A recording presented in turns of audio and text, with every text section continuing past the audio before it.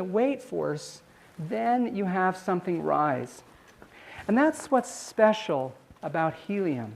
If you take a balloon, and this is a balloon that I filled with the spray air that you get out of cans for like cleaning computer keyboards, it's very, very dense. So this balloon right here kind of lands with a thud. This is like, you know, happy birthday, we got a balloon for you. Oh, yeah. And it's really heavy. It's really heavy. There's a buoyant force on it, but the buoyant force is much smaller than its weight. But if I fill a balloon with helium, helium has a density of about 1/7 of the density of air.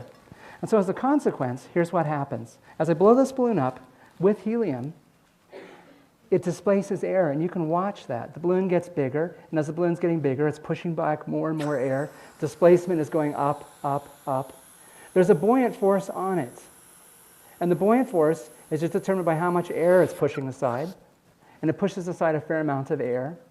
Well, the helium has a certain amount of mass to it. But this thing right now is pushing aside probably about 7 or 8 grams of air. But the helium inside it only has a mass of about 1 gram. So there's a weight of 1 gram pulling down the gravitational force, but there's a force of 7 or 8 grams pushing upward. And as a consequence, it'll rise. It'll rise. And the buoyant force is bigger than the weight force, and so it's going to head for the ceiling. Let's do a calculation for a hot air balloon, because another way I can make a balloon rise is this. If I took an envelope that has a constant volume, and I filled it up with air, and I took that air and heated it up, what would happen is this. As the air gets warmer, it's going to expand. It's going to expand, and some of the air will come out. Actually, what will happen is I fill this up with air, I increase the temperature, the molecules move faster, and what happens is this. Some of the molecules will escape and end up with fewer molecules of air inside this bag than it would otherwise have. Its density is less than the density of air, and it will, in fact, rise until it cools off and the warm air comes out, and it will sink back down to the ground. So if you heat up air, you can make balloons rise, in addition to filling them up with helium. Here's the big difference. Hot air balloon comes back down. Helium balloon, not so much. Oh yes, that's an important part of our story. But let's talk about the hot air balloon, and we'll do a hot air balloon calculation. And these are numbers that I got from I was sitting next to a guy at a party, and he was a hot air balloonist, and I said, you know, I kind of hate to make you do this, but can I just ask you some quantitative questions? And he loved it. We talked about balloons for an hour. It was great. Typical hot air balloon has a volume of 2,500 cubic meters. That's a typical value. So as a consequence, there's an upward buoyant force on the balloon. And the buoyant force is equal to the density of air times the volume of the balloon times g. Now this piece right here, density of air times volume, that's the mass of the air which is displaced, okay? That's the mass of the air which is displaced. Because the balloon is where it is, there's a certain amount of air which isn't, and it's that mass. Density of air times volume, the density of air in Colorado, 1.0 kilograms per cubic meter, times the volume of the balloon, 2,500 cubic meters. The mass of the air that's displaced is 2,500 kilograms. And so the buoyant force is the weight of 2,500 kilograms. That's a way I'm going to describe the buoyant force. It's the weight of 2,500 kilograms. There's an upward force on the air. Now there's a downward force on the air inside the balloon, and you filled it with hot air, and hot air has less density than cold air. And if you heat up the balloon as hot as you can get it without melting the nylon envelope, it has a density of about 80% of that of the surrounding air. So the air inside the balloon has this mass of air in balloon is equal to the density of the hot air times volume.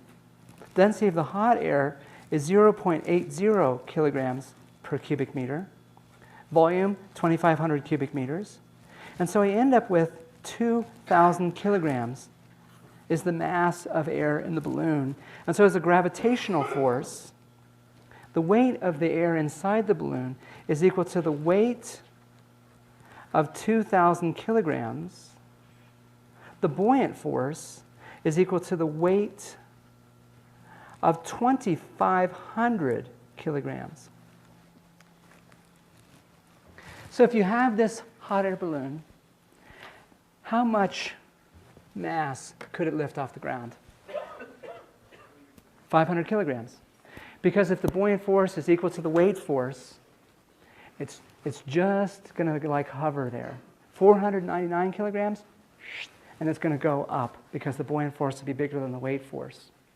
And they do calculations like this with the balloons to figure out how much it's going to lift. Here's some interesting things I found out at the party too. As time goes on, Fort Collins gets warmer because we have a lot more concrete and it's more of an urban heat island. So the outside air temperature gets greater. And so it's harder to make a difference between the inside and the outside temperature.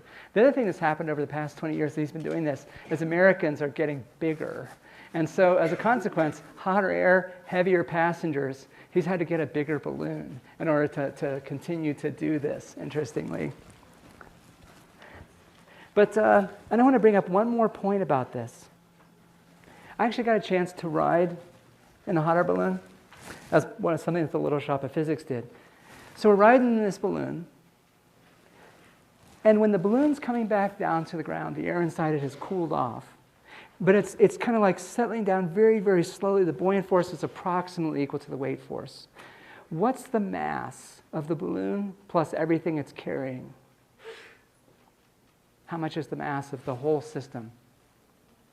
2,500 kilograms, because that's what the buoyant force is. Now here's the thing. We're cruising along at about 10 miles per hour. And you might think, oh, we're cruising along at 10 miles per hour, the balloon sets down, boop, it just stops. No. It weighs 2,500 kilograms. That's like the weight of a Hummer, you know? And so this thing is like cruising along, and it's floating. But it's floating because the buoyant force on it's big, but it's heavy. It's really heavy. And when this thing hit the ground, we slid for a long time. We'd like get into this like crouched position at the bottom of the basket, and it tipped over, and the thing kept going. And it wasn't because the wind was blowing. It's because we had a lot of inertia. We had a lot of inertia. It was very, very interesting. And it was one of those cases where in my heart, I knew that, but now I really feel it. I really sense it. As we're like dragging along there, I thought, oh yeah, inertia. Won't that be a good story to tell in class if I survive it? Yes, indeed.